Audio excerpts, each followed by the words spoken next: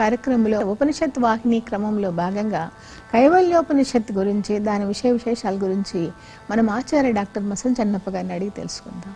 నమస్కారం గురువు. నమస్తే. బ్రహ్మ అంటే వేదము, వేదములకు కారణమైన వాడు. యోని అంటే కారణం తల్లి. బ్రహ్మయోని అంటే తెలుసుకునేవాడు. భూతయోని అనే పదం కూడా ఉంది ఇందులో. భూతయోని అంటే పంచభూతాలకు కారణం, పంచభూత నిర్మితమైనటువంటి ప్రపంచానికి కారణం కాబట్టి భూతయోని. తర్వాత బ్రహ్మయోని. ఇక్కడ బ్రహ్మయోని అంటే బ్రహ్మశబ్దం ఏదో బ్రహ్మ అనే సరస్వతి అట్లా చెప్పుకోవడానికి వీల్లేదు. బ్రహ్మశబ్దానికి వేదం అని అర్థం అనమాట. కాబట్టి వేదానికి కారణమైనటువంటి వాడు పరమాత్మ అని చెప్తున్నాడు. విభుం చిదానందమరూపమద్భుతం. ఎంత చక్కగా మిగతా ఉపనిషత్తులు ఏ విధంగా వర్ణిస్తున్నాయో అదేవిధంగా ఇక్కడ కూడా ఈ ఉపనిషత్తు కూడా ఇలాగా చెప్తుంది. ఉమా సహాయం పరమేశ్వరం ప్రభుం. ఉమా సహాయం అన్నారు.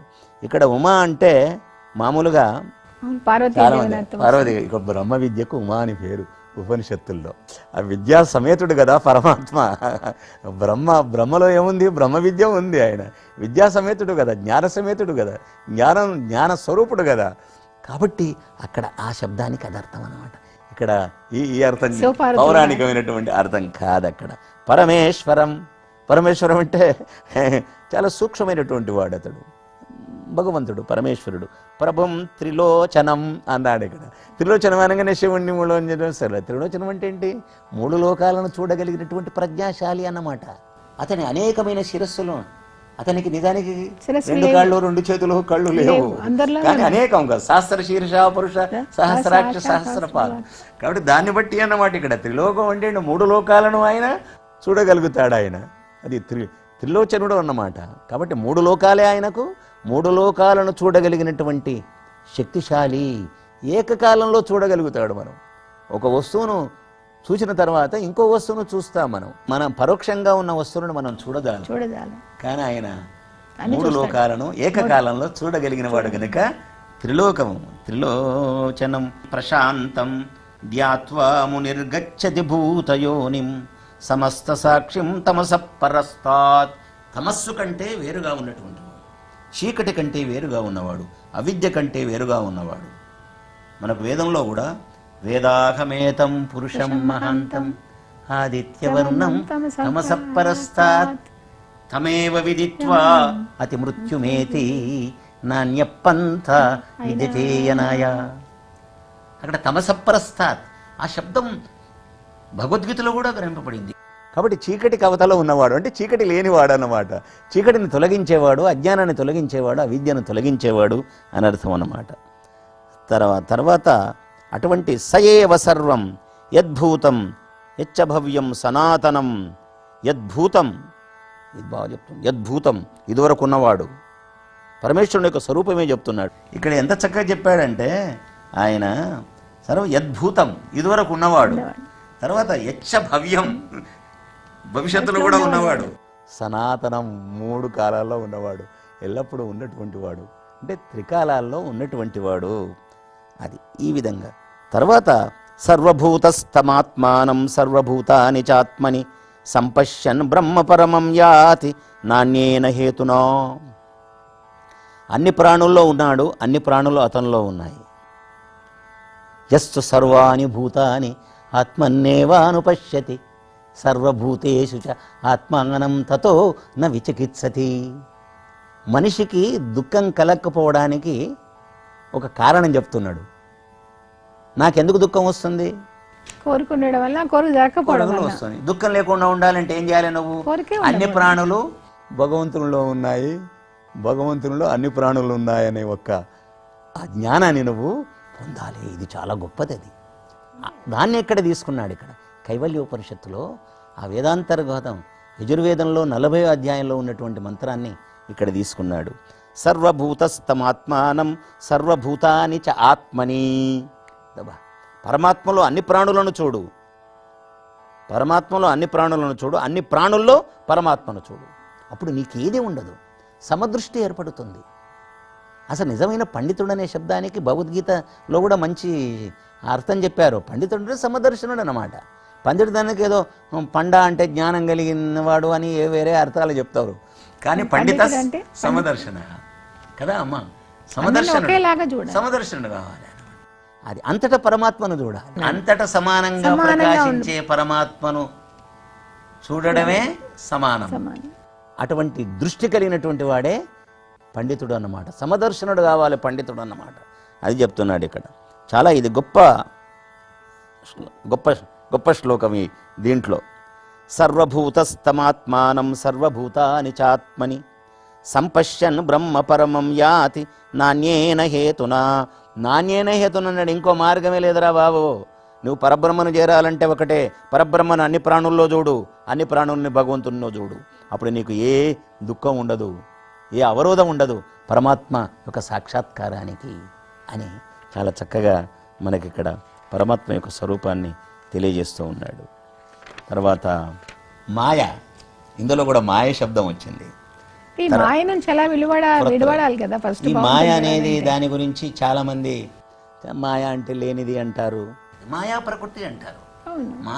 మాయా ప్రకృతి అని ఎందుకంటారంటే అందుకే కదా అమ్మవారిని విష్ణుమాయ అంటారు. అమ్మ ప్రకృతి. మాయ పక్కన లేకపోతే అంటే ప్రకృతి లేకపోతే సృష్టి రచన చేయడానికి పిండి లేకపోతే రొట్టెట్ట తయారయ్యేది.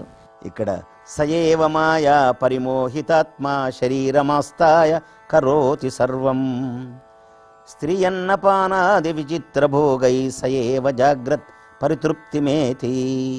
అది మనిషి ఏం చేస్తున్నాడంటే మాయామోహితుడై, అంటే ప్రకృతి బంధనాల్లో చిక్కి ప్రపంచ పదార్థాల చేత మోహితుడై ఏం చేస్తున్నాడు, ఇతడు సుఖాల వెంట పరిగెడుతూ ఉన్నాడు. కానీ ఇతనికి దుఃఖమే ఎదురవుతుంది పర్యవసానంగా. ఎంత సుఖం కోసం వెంపరులాడుతాడో చివరికి అతనికి దుఃఖమే ఎదురవుతుంది. అయితే ఇక్కడ ఈ మాయ వల్ల, ఈ ప్రకృతి వల్ల ఏం చేస్తున్నాడు, భోగాలు అనుభవిస్తూ ఉన్నాడు. ఇతడు భోగిగా మారిపోయాడు ఇతడు. కానీ భోగిగా ఉన్నంత వరకు బంధనాల నుంచి బయటపడ్డాడు. కాబట్టి వీడు యోగి కావాలి, యోగ మార్గంలోకి వెళ్ళాలి. అంటే భోగ మార్గానికి ప్రేయో మార్గం అని పేరు, యోగ మార్గానికి శ్రేయో మార్గం అని పేరు. కాబట్టి భోగ మార్గం నుంచి ప్రేయో మార్గం నుంచి శ్రేయో మార్గంలోకి దానికి వివేకం కావాలి. అది ఆ వివేకం కావాలంటే శాస్త్రాధ్యయనం కావాలి, అందుకు ఒక గురువు కావాలి, మంచి గురువు కావాలి, శ్రద్ధ కావాలి. అది అట్లా. అప్పుడు ఇంక అడుగుతున్నాడు, అశ్వలాయనుడు అడుగుతున్నాడు, నాయన మళ్ళీ ఇప్పుడు మోక్షాన్ని కూడా పొందేవాడు ఉంటాడు కదా, మోక్షాన్ని కూడా పొందిన తర్వాత ఏమవుతాడు, ఒక మంచి ప్రశ్న వేశాడు. పునశ్చ జన్మాంతర కర్మయోగాత్ సయేవ జీవస్వపితి ప్రబుద్ధః పురత్రయే క్రీడతి యస్య జీవస్తనస్తు జాతం సకలం విచిత్రం ఆధారమానందమఖండబోధం యస్మిన్ లయం యాతి పురత్రయంచా. అది ఎవరైతే ఈ యొక్క ప్రపంచంలో సుఖ దుఃఖాలు అనుభవిస్తున్నటువంటి వాళ్ళు ఉన్నారో, ఈ సుఖ దుఃఖాల యందు సమానమైనటువంటి స్థితి అంటే ద్వంద్వ సహిష్ణుత, ద్వంద్వాలకు అతీతులు కావాలి. మానవమానాలు, సుఖ దుఃఖాలు, లాభ నష్టాలు వీటికి అతీతంగా ఎవరైతే ఉన్నారో, అంటే ఈ ప్రపంచ పదార్థాలతో క్రీడించకుండా ఎవరైతే ఉన్నారో, ఈ క్రీడ నుంచి ఎవరైతే బయటపడతారో వాళ్ళు ఎక్కడికి వెళతారు, వాళ్ళు పరమాత్మలోకి, వాళ్ళు పరమాత్మలో ప్రవేశించడానికి అవకాశం ఉన్నది అని చెప్తున్నాడు ఇక్కడ. మిగతా ఉపనిషత్తులకు ఈ ఉపనిషత్తుకు తేడా ఏంటండి? ఇతర ఉపనిషత్తుల్లో కొన్ని చర్చలు ఉంటాయి, తర్వాత కథలు ఉంటాయి, చర్చలు ఉంటాయి, కథలు ఉంటాయి, గహనమైన విషయాలు ఉంటాయి, తర్వాత యోగ విషయాలు అవి ఉంటాయి.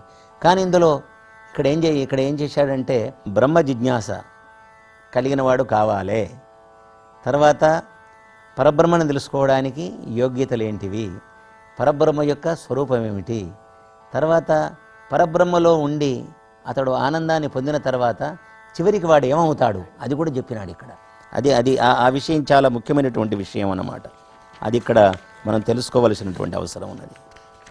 త్రిషుధామసు యద్భోగ్యం భోక్తా భోగశ్చ యద్భవేత్ తేభ్యో విలక్షణ సాక్షి చిన్మాత్రోహం సదాశివః మయ్యేవ సకలం జాతం మయి ప్రతిష్ఠితం మయి సర్వం లయం యాతి తద్బ్రహ్మాద్వయం అస్మహం.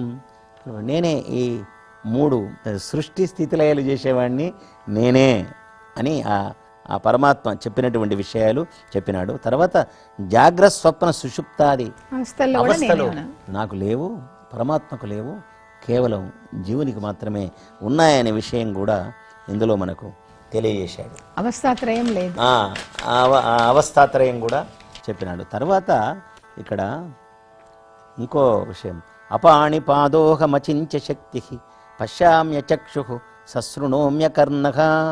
అది అపాణి, అరే నాకు ఏమి చేతులు లేవు, పాదములు లేవు, ఏమి తర్వాత మనస్సు నాకు అవసరం లేదు, ఆలోచించడానికి మనస్సు అవసరం లేదు, నడవడానికి కాళ్ళు అవసరం లేదు, చేయడానికి చేతులు అవసరం లేదు. పశ్యామ్య చక్షు, చూడడానికి చక్షువులు అవసరం లేదు. సశృణోమ్య అకర్ణః, వినడానికి కర్ణములు అవసరం లేదు.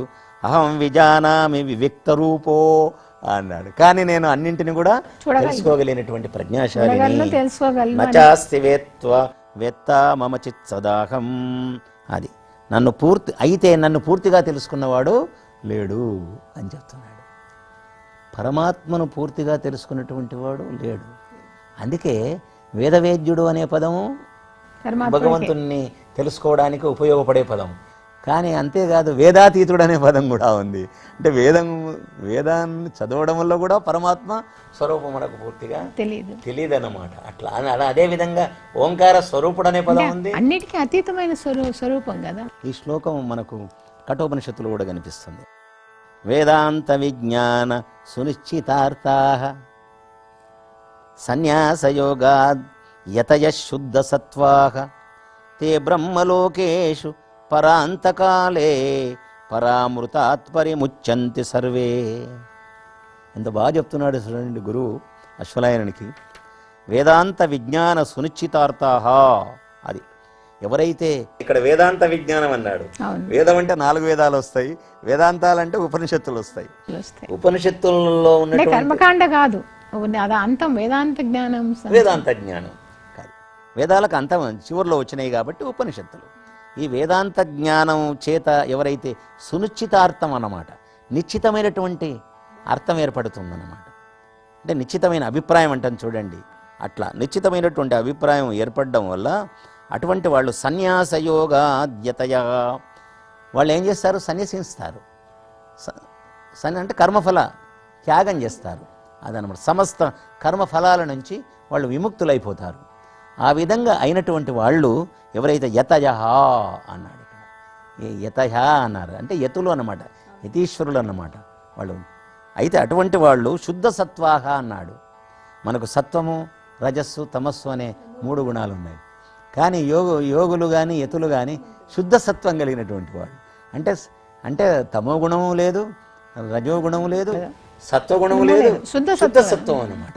అలాంటి అలా ప్రకాశ అంటే భగవంతునిలో ఉండి ఆనందాన్ని పొందడానికి అనువైనటువంటి గుణం అన్నమాట. అది శుద్ధ సత్వం.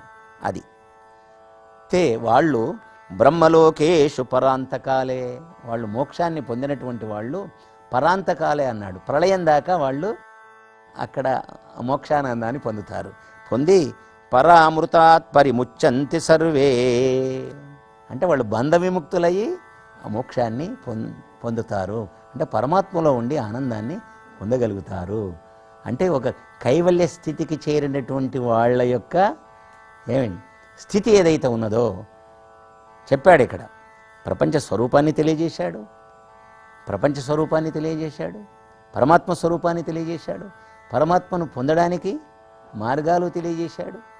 తర్వాత కైవల్యం అంటే ఏంటి, కైవల్యం అంటే మోక్షమే, మోక్షానికే పర్యాయ పదం అన్నమాట. వీడు కేవలుడు కావడమే మోక్షం. కాబట్టి వాళ్ళు మోక్షానందాన్ని పొందగలిగిన స్థితిలో ఉండి మోక్షానందాన్ని పొందేవాళ్ళు ఉంటారు. తర్వాత వాళ్ళు ఏం చేస్తారు, మళ్ళీ ప్రళయం తర్వాత మళ్ళీ సృష్ట్యాదిలో మళ్ళీ వాళ్ళు వస్తారు. మళ్ళీ వాళ్ళు అంటే మోక్షానందాన్ని పొందినటువంటి వాళ్ళు కూడా మళ్ళీ రావాల్సిందే అన్నమాట. అంటే ఎందుకోసం అంటే అయితే ఆశ్చర్యం ఏమిటంటే ఇప్పుడు ఉన్నది ఇప్పుడు ఒక 1,000,000 సంవత్సరాలకు ప్రళయం వస్తుంది అనుకోండి. ఇప్పుడు ఎవడైనా మోక్షాన్ని పొందాడు అనుకోండి, వాడికి 1,000,000 సంవత్సరాల సుఖం లభిస్తుంది కదా, అదే వాడికి కావాల్సిన బెనిఫిట్ అన్నమాట. కాబట్టి అందుకే పరాంతకాలే ప్రళయం తర్వాత మళ్ళీ సృష్ట్యాదిలో మళ్ళీ వాడు శరీరధారి కావలసిందే. ఎవడైతే మోక్షార్హత పొంది మోక్షానందాన్ని పొందాడో పరాంతకాలంలో వాడు ఒక జ్ఞానిగా, ఒక గురువుగా, రావాలి. ఒక యోగిగా, మీరు అన్నట్టుగా అట్లా వచ్చి అటువంటి అందరూ లీడ్ చేయాలి. వాళ్ళంతా లీడ్ చేస్తాడు అదనమాట. అటువంటి వాళ్ళని ఆ విధంగా చేస్తాడు. కాబట్టి అందుకే మనిషి ఎక్కడికి పోయినా వాని వెంట కర్మ వెళుతూ ఉంటుంది. వాడి కర్మఫలం ఉంటుంది. ఈ కర్మఫలమే అతనికి శరీరం ఇస్తూ ఉంటుంది. ఇప్పుడు మానవ శరీరం మనకు లభించింది అంటే మనం పూర్వజన్మలలో కర్మఫలం ఒకటి, వాసన కోరికలు కూడా ఒకటే కదా. అంతే, ఇవన్నీ కలగలిపి మనకి మనిషి రూపం అనేది వచ్చింది, మనుష్య రూపం వచ్చేసింది మనకి. ఇప్పుడు ఏదో వాక్కు మనస్సు రెండింటిని కలిపి భగవంతుడు మనిషిని నిర్మించారు అంటారు. కానీ ఈ వాక్కును మనసును రెండింటిని మనం కంట్రోల్లో పెట్టుకోవాలి. అందుకే త్రికరణ శుద్ధి చాలా ముఖ్యమైనటువంటిది. మనస్సు చేత, వాక్కు చేత, కర్మల చేత. వాడు పరిశుద్ధుడై ఉండాలన్నమాట. అందుకే వాడు జ్ఞాని కావాలి తప్పకుండా. ఎంతైనా కూడా ఏ కర్మ చేయాలి అంటే జ్ఞానం కావాలి. కర్మఫలాలు విడవాలన్నా జ్ఞానం కావాలి. తర్వాత కర్మఫలాలను విముక్తం అయితే విముక్తి పొందినటువంటి వాడు ఎవరిని చేరాలి, వానికి సంబంధించిన జ్ఞానం కూడా కావాలి.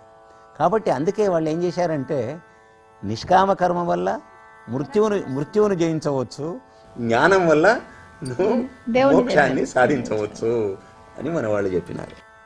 ఇప్పుడు శరీరంలో మనం ఎక్కడ ఉన్నాము, పరమాత్మ ఎక్కడ ఉన్నాడు? పరమాత్మ అంతటా ఉన్నాడు, పరమాత్మలో మనం ఉన్నాము. అయితే అంతటా ఉన్నటువంటి పరమాత్మను చేరుకోవాలి. అంతటా ఉన్నటువంటి పరమాత్మను మనం ధ్యానించాలి. ఎక్కడ ధ్యానించాలి? మనం హృదయ కమలంలోనే ధ్యానించాలి. అదే దహరాకాశం, అక్కడే ధ్యానించాలంటాడు. అదేవిధంగానే నభూమిరాపో నచ వహినిరస్తి నచానిలో మేస్తి నచాంబరంచ ఏవం విదిత్వా పరమాత్మరూపం గుహాశయం నిష్కలమద్వితీయం. ఇక్కడ గుహాశయం అన్నాడు. ఇక్కడ ఇదొకటి గుహనే అన్నమాట. నిజానికి ఇది కదా, ఇది గుహ లాంటిది. ఆ గుహలో ఆయన ఉంటాడు. కొన్ని ఉపనిషత్తుల్లో చెప్పబడిన అంశాలు ఏంటివి అంటే, ఆ జీవుడు అండంలో ప్రవేశిస్తాడు కదా, స్త్రీ గర్భంలో ఆ శరీరంలో ప్రవేశించేటప్పుడు భగవంతుడు కూడా జీవునితో పాటు ప్రవేశిస్తాడు అని చెప్తాడు. అయితే మన హృదయ కమలంలోనే అతన్ని ధ్యానించాలి అని మనకు ఈ కైవల్యోపనిషత్తు చాలా చెబుతూ ఉంది. తర్వాత ఇంకా అణోరణీయాన్ అహమేవ తద్వన్ మహానసం విశ్వమహం విచిత్రం పురాణోహం పురుషోహమీశో హిరణ్మయోహం శివరూపమస్తి చెప్తున్నాడు. ఉపనిషత్తులు చెప్పే విషయాలే. ఇప్పుడు మనకు అణోరణీయం మహతో మహీయం అంటే పరమాణువు కంటే సూక్ష్మమైన వాడు పరమాత్మ.